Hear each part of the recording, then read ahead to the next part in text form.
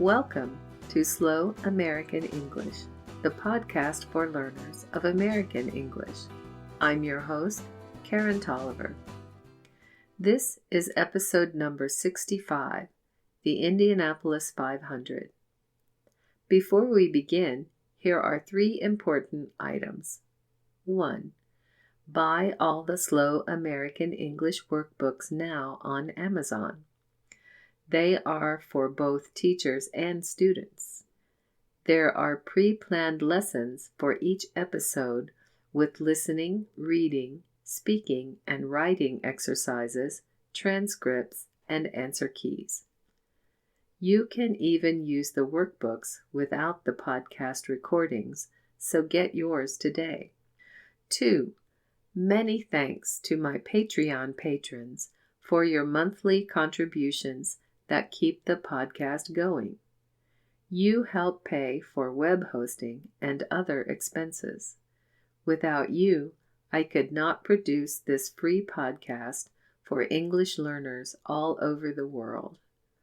If you are not yet a patron, please visit patreon.com/slowamericanenglish and become one today. 3. Subscribe to the podcast website at slowamericanenglish.net.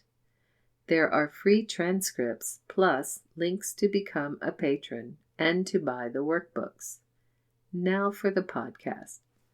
Every year on Memorial Day Sunday, 33 race cars compete in Indianapolis, Indiana, on the Indianapolis Motor Speedway racetrack. The event is called the Indianapolis 500, or Indy 500, because the race is 500 miles long. It's the oldest currently operational auto race in the world. The track itself is an oval 2.5 miles long. Drivers must complete 200 laps for 500 miles, only making left turns. The winner gets a cold bottle of milk to drink, along with some money, of course.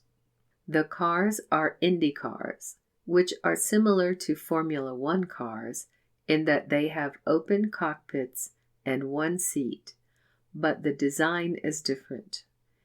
Indy cars are a little faster, with an average top speed of about 235 miles per hour, mph. Also, Formula One races are held all over the world, but the IndyCar races are mainly in the U.S., although some events are in other countries.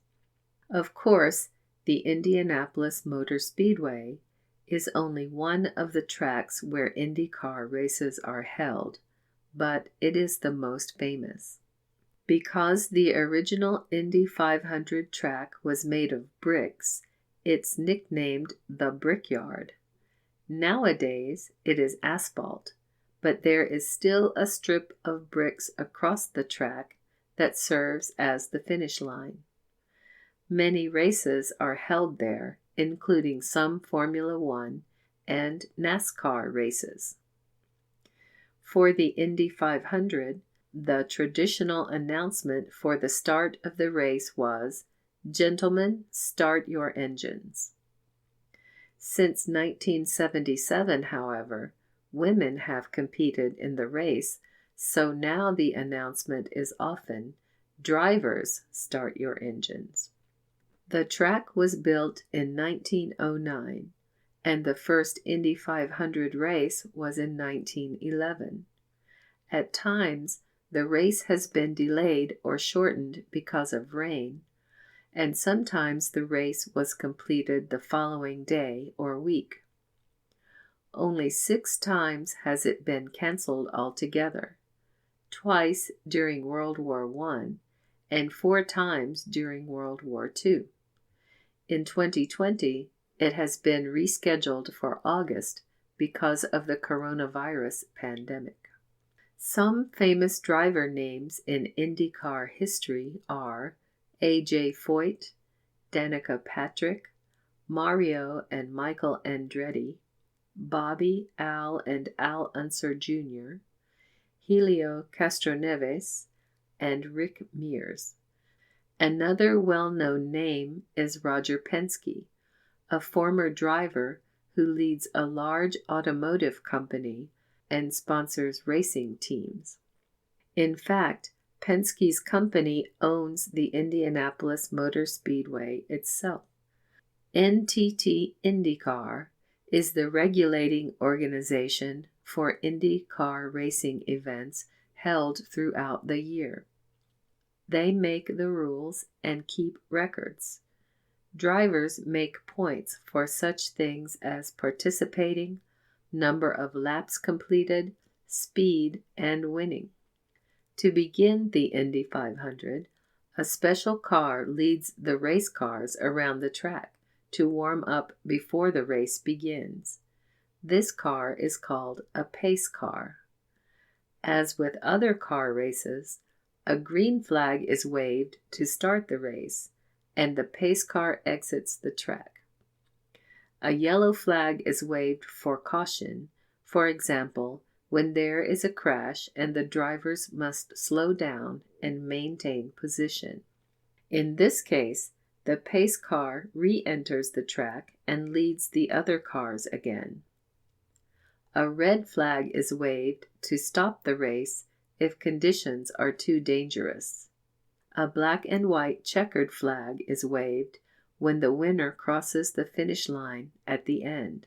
The place alongside the track where the driver's team waits is called the pit. A pit stop is when the driver exits the race for car service or other reasons. The team that services the car is the pit crew. That's the podcast for this time.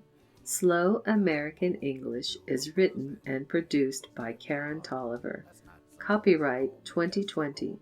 All rights reserved.